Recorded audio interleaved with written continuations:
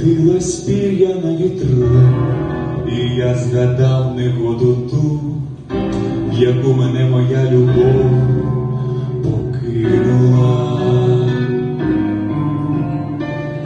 Вийма лежала із грудей очата двох моїх дітей, і вся моя любов на них рікою хлинула. Зростають у гніздечку соколята. О, Боже, ти за все мене прости. Ой, як я їх не хочу відпускати у простори юнацької мети. В руках моїх така велика сила, та долю не затримати нічим. Сини мої візьміть, мої вітрила, та й батька не забудьте поміж тим.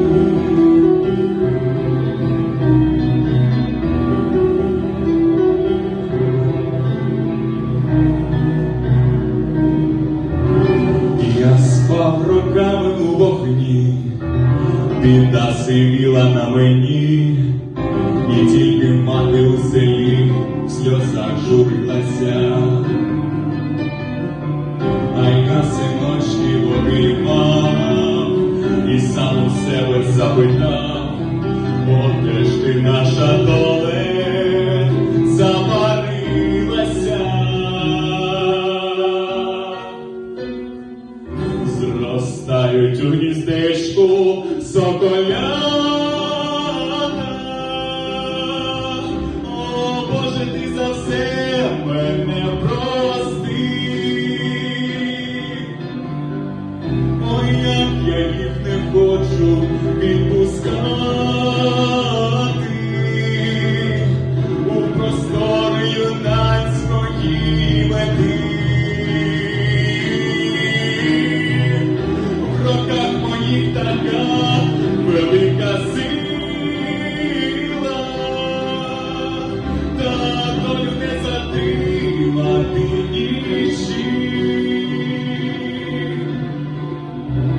Сини мої візьміть, мої вітрила, та й батька не забудь.